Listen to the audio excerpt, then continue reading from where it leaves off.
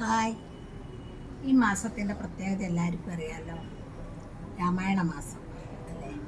അപ്പോൾ എൻ്റെ കുട്ടിക്കാലത്തെ രാമായണം വായിക്കുന്ന ഒരു ഓർമ്മയാണ് ഞാനിവിടെ പറയുന്നത്. എൻ്റെ വീട്ടിൽ അച്ഛനാണ് രാമായണം വായിക്കുക. അപ്പോൾ ഞങ്ങൾ 4 മക്കളാണ്.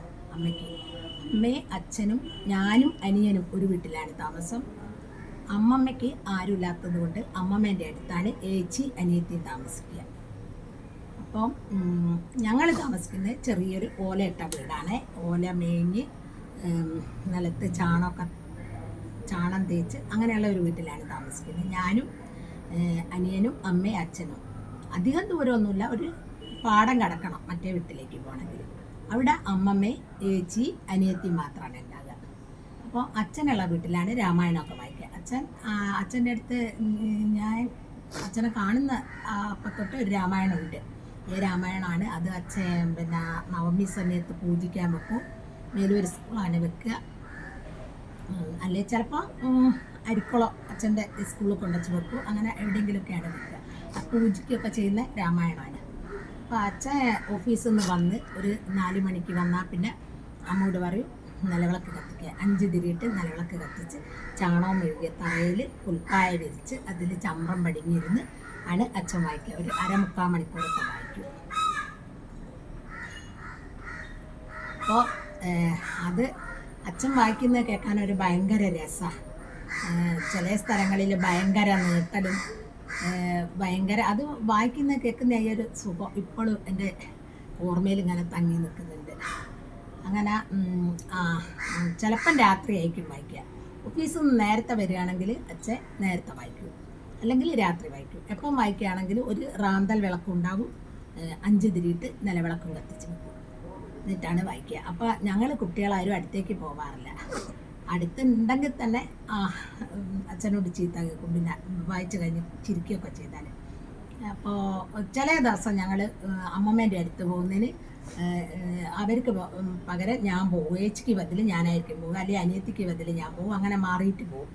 അങ്ങനെ ഒരു ദിവസം ഏച്ചീൻ്റെ കൂടെ അനിയൻ പറഞ്ഞ് ഞാൻ പോവാന്ന്.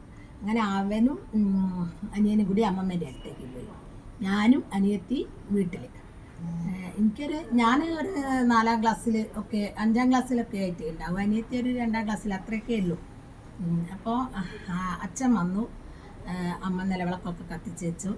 രാമായണം വായന തുടങ്ങി. രാമായണം വായിച്ചാൽ ഈ നീട്ടുന്ന സ്ഥലത്തൊക്കെ ഞാൻ അന്ന് ഒരു കുസൃതി കുട്ടിയാണ്. എനിക്കിത് ചിരിക്കാൻ വേണ്ടിയിട്ട് ഞാനിങ്ങനെ അത് ഏറ്റുപാടും.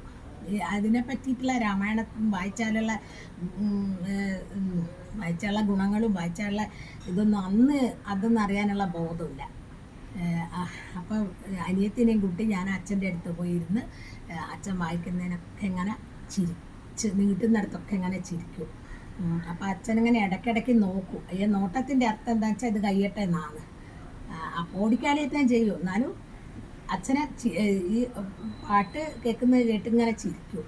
അങ്ങനെ അനിയത്തി നിലവിളക്കിൻ്റെ അടുത്തിരിക്കും. നേരം 2 ഭാഗത്ത് റിബണൊക്കെ കെട്ടി ഇങ്ങനെ ഇരിക്കുകയാണ്. അപ്പോൾ എനിക്ക് എന്തോ ഒരു കൗതുകം തോന്നി. അന്ന് അതിനെപ്പറ്റി ചിന്തിക്കാനുള്ള ബുദ്ധി ഇല്ല കേട്ടോ. അന്ന് 4ാം ക്ലാസ്സിലൊക്കെ എത്തിയാലും ഒന്നും അറിയാത്തൊരു ഇതായിരുന്നു. അപ്പം ഞാൻ ഇവളെ റിബൺ എടുത്തിട്ട് നിലവിളക്കിൻ്റെ അടുത്തേക്ക് ഇങ്ങനെ പിടിച്ചെടുത്തു. റിബൺ ഉരുകി ഇവളെ കൈമലൊക്കെ ഇങ്ങനെ ഒലിച്ചു. പിന്നത്തെ കഥ പറയണോ? പിന്നെ ഇവള് നിലവിളിയായി, ബഹളായി. അമ്മയോടും അച്ഛനോടൊക്കെ എനിക്ക് നല്ലോണം കേട്ടു. പക്ഷേ ഇന്നും എനിക്ക് രാമായണ മാസം വരുന്നേരം അതെൻ്റെ മനസ്സിലൊരു നൊമ്പരായിട്ട് ഇങ്ങനെ തോന്നും. അന്ന് വിവരമില്ലാണ്ട് ചെയ്തതാണ്, എങ്കിലും ഞാൻ ഇത്രയും വേദനിപ്പിച്ചില്ല എൻ്റെ കൂടപ്പിറപ്പിനാന്നുള്ള ഒരു സങ്കടമാണ്. അപ്പോൾ രാമായണ മാസം വരുന്നേരം അച്ഛനെ രാമായണം വായിക്കുന്നതും ഇതും എല്ലാം കൂടി ഒരു ഓർമ്മയായിട്ടാണ് എൻ്റെ മനസ്സിലുണ്ടാവുക. അപ്പോൾ ഇന്ന് ഞങ്ങളൊക്കെ രാമായണം വായിക്കാറുണ്ട്. പക്ഷേ അച്ഛനെ വായിക്കുന്ന രസവും അതിൻ്റെ ഒരു സുഖമൊന്നും ഇപ്പോൾ കിട്ടാറില്ല. അത് അറിയില്ല, അച്ഛനത് അത്രയും രസമായിട്ടാണ് വായിക്കുക. അത് കേൾക്കാനായിട്ട് അടുത്ത വീട്ടിലുള്ളവരൊക്കെ വന്നിരിക്കാറുണ്ട്. അത്രയും രസമായിട്ടാണ് അച്ഛൻ. നിങ്ങൾക്കും രാമായണമൊക്കെ വായിക്കുന്ന അനുഭവങ്ങളുണ്ടാവില്ല?